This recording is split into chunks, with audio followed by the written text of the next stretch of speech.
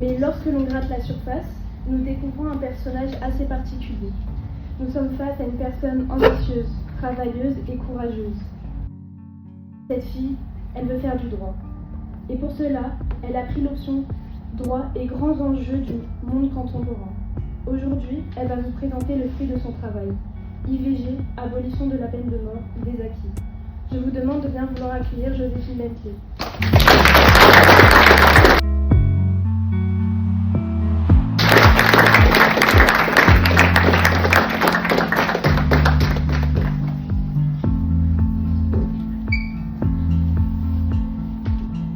Comment se fait-il qu'aujourd'hui, dans vos manuels scolaires, soit citée Simone Veil?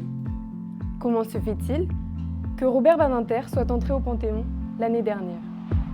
On va parler de ces grandes figures historiques qui sont parvenues à changer leur société et à modéliser la nôtre, celle dans laquelle vous vivez aujourd'hui.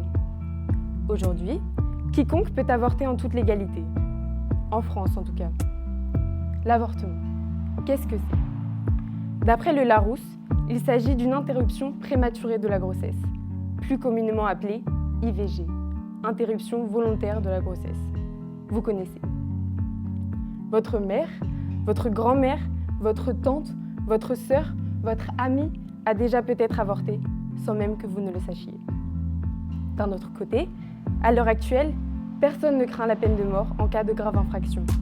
Cela vous paraît normal, voire évident. Je vous l'accorde.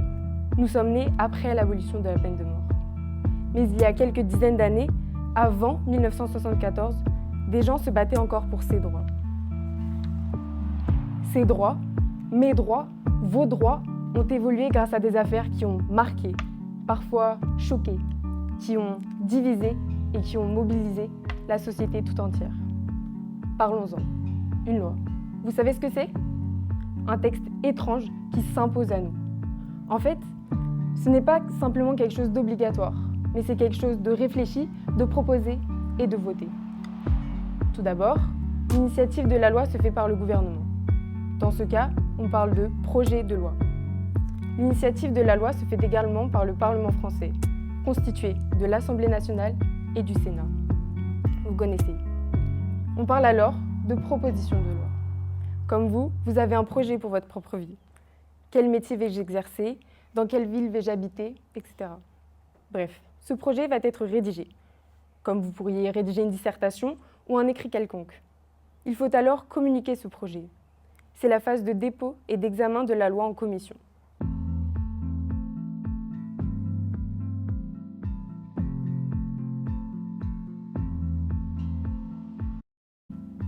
Si le texte ne convient pas tel qu'il est au Sénat, il retourne vers l'Assemblée nationale. On parle alors de navette parlementaire, c'est-à-dire des allers-retours entre les deux jusqu'à ce qu'ils soient d'accord sur le texte de loi. Cela semble long, fastidieux, mais n'oubliez pas que dans un Parlement, il y a plusieurs partis politiques, avec plusieurs objectifs, plusieurs idéologies. Cette loi légalise l'utilisation de la pilule. Qui dit légaliser la pilule, dit diminution des risques de grossesse non désirée et donc diminution du nombre d'avortements clandestins. Mais ce qui va surtout faire bouger les choses, c'est l'année 1971 avec le manifeste des 343 salopes. Le mot salope vous choque? C'est intentionnel. En effet, les femmes qui avortaient étaient considérées comme des femmes légères, car dans l'opinion publique, si elles devaient avorter, c'est qu'elles avaient couché avec quelqu'un. Puis, le procès de Bobigny arrive. Laissez-moi vous raconter cette histoire. Cette année-là, Marie-Claire Chevalier, 16 ans, est victime d'un viol par un garçon. 16 ans, c'est dans nos âges. Elle tombe enceinte et ne souhaite pas garder l'enfant. Effectivement, on peut s'imaginer à sa place. Être lycéenne et bientôt parent, c'est une situation complexe. Marie-Claire n'est pas seulement lycéenne. Elle est aussi issue d'un milieu modeste. Garder l'enfant et la misère lui semblent assurées, ou subir potentiellement les conséquences de l'avortement vis-à-vis de la loi, où elle risque une peine pénale, prison, amende. Mais également vivre des conséquences personnelles et émotionnelles. Marie-Claire, accompagnée de sa mère, choisit donc d'avorter à ses risques et périls à l'aide d'une faiseuse d'ange. La faiseuse d'ange, c'est celle qui fait les avortements clandestins. Cependant, une infection se déclare. Je vous laisse imaginer la difficulté. En 1972, c'est le procès de Marie-Claire.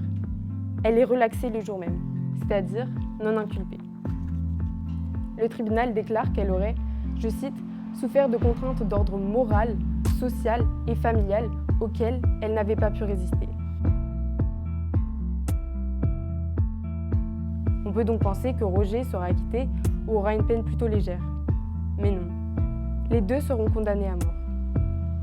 Claude déclare désirer sa propre mort et qu'il continuera à tuer si on le relâchait. Mais Roger, lui, ne se reproche rien. Avec son avocat, Robert Badinter, ils espèrent une grâce présidentielle. Mais celle-ci leur est refusée, tant l'affaire a causé d'émotion en France. Le lendemain matin, les deux sont guillotinés.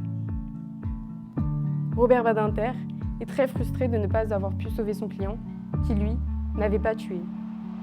Son combat pour l'abolition de la peine de mort débute alors sans attendre. Il va se livrer à un véritable réquisitoire contre la peine de mort. Cela frappe tellement les jurés qu'ils décident de ne pas condamner Patrick Henry à la peine de mort. Puis, en 1981, François Mitterrand gagne les élections présidentielles et Robert Badinter est nommé garde des Sceaux, c'est-à-dire ministre de la Justice.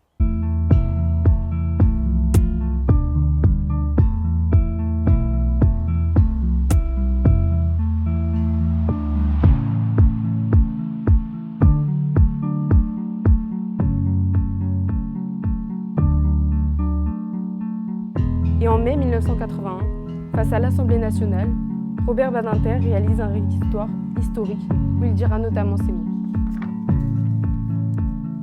Demain, grâce à vous, la justice française ne sera plus une justice qui tue. Demain, grâce à vous, il n'y aura plus pour notre honte commune d'exécutions furtives à l'aube, sous le dé noir, dans les prisons françaises. La société change donc les lois, et les lois changent la société. Ils évoluent ensemble, chacun influençant l'autre en permanence. Les nouvelles lois influencent les individus. Elles les poussent à changer leurs valeurs et leurs comportements. Mais la loi n'est pas figée, elle sait s'adapter. Même si certaines n'osent pas évoluer, des individus vont se battre, comme Simone Veil et Robert Badinter l'ont fait. Cette interaction soulève une question importante. La loi suit-elle toujours les transformations sociales ? En outre, même si ces combats sont ancrés, le débat peut se rouvrir face à des crimes effroyables. Il y a des partisans du pour, il y a des partisans du contre. Il n'y a pas de réponse ni juste ni vraie. Il n'y a que des mentalités, des principes, des valeurs et des besoins.